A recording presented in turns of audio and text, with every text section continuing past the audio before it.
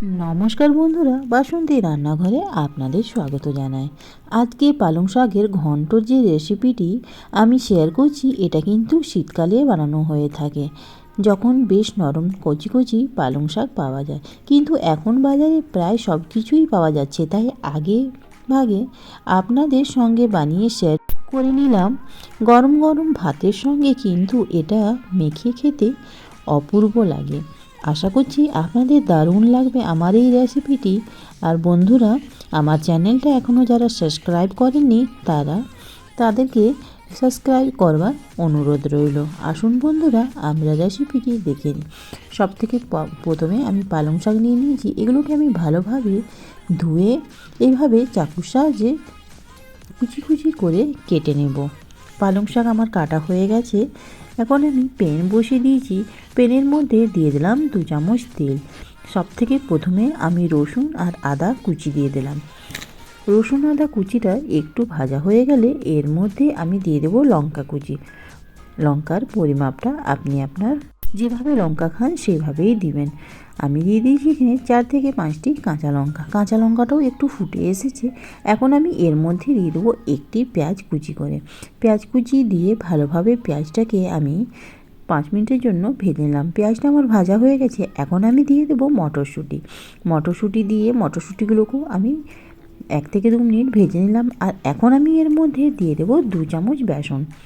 বেসন দিয়ে ভালোভাবে বেসনটাকে আমি ভেজে নেব।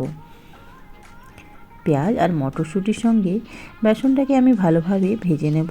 5 মিনিট পর্যন্ত আমি লো ফ্লেমে বেসনটাকে ভেজে নেব, যাতে কাঁচা না থাকে বেসনটা আমার ভাজা হয়ে গেছে। এখন আমি এর মধ্যে দিয়ে দেবো 1 চামচ দিয়ে দেবো লঙ্কা গুঁড়ো, 1 চামচ দিয়ে দেবো হলুদ গুঁড়ো, আর 1 চামচ এর মধ্যে আমি দিয়ে দিলাম ভাজা জিরের গুঁড়া। আর এখন আমি সবগুলো মশলা ভালোভাবে মিক্স করে নেব। গ্যাসের ফ্লেমটা লো করে এগুলোকে আমি ভেজে নেব। বন্ধুরা, এখন আমি এর মধ্যে অ্যাড করব একটি টমেটো কুচি। টমেটোকে কুচি করে নিয়ে নিয়েছি। এখন মশলার সঙ্গে আমি টমেটোটাকেও কষে নেব। 5 মিনিটের জন্য কষে নিলাম। এখন আমি এর মধ্যে অ্যাড করলাম 1 কাপ জল। জল দিয়ে ভালোভাবে মশলাটা আর একবার এইভাবে নেড়ে নেব, যাতে টমেটোটাও একটু নরম হয়ে যায়। 5 মিনিটের জন্য নেড়ে নিলাম। বন্ধুরা, মশলাটা আমার ভালোভাবে ভাজা হয়ে গেছে।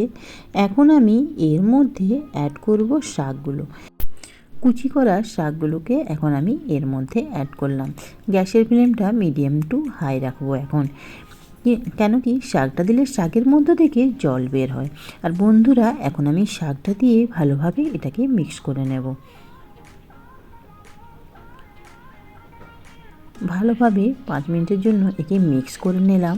এইভাবে আমি 5 থেকে 7 মিনিট পর্যন্ত ছেড়ে দেবো, যাতে মশলাটা টমেটোর সঙ্গে ভালোভাবে মিক্স হয়ে যায়। আর দেখুন বন্ধুরা, 5 থেকে 7 মিনিট পরে আমার শাকটা এইভাবে নরম হয়ে গেছে। আর এখন আমি একে ভালোভাবে নেড়ে নেব আর একটু, যাতে জলটা ভালোভাবে শুকনো হয়ে যায়। বন্ধুরা, সাইড থেকে দেখুন তেল ছাড়ছে, তার মানে আমার শাক রেডি হয়ে গেছে। আর এখন আমি একে পরিবেশন করব গরম গরম ভাতের সঙ্গে, কিংবা এটা গরম গরম রুটির সঙ্গেও আপনারা খেতে পারেন। দুর্দান্ত স্বাদের এই মটরশুঁটি দিয়ে পালকের ঘন্ট আমার তৈরি হয়ে গেছে। নতুন রেসিপি এটা। বন্ধুরা, এই রেসিপিটা আপনারা অবশ্যই ট্রাই করুন। আর এই রেসিপিটা যত হেলদি, খেতেও কিন্তু ততটাই টেস্টি। বন্ধুরা, এই পালং শাকের রেসিপিটা আপনারা অবশ্যই ট্রাই করুন। আর ভালো লেগে থাকলে আমার চ্যানেলকে লাইক, কমেন্ট আর সাবস্ক্রাইব অবশ্যই করবেন। এটা আপনাদের কাছে আমার অনুরোধ রইল।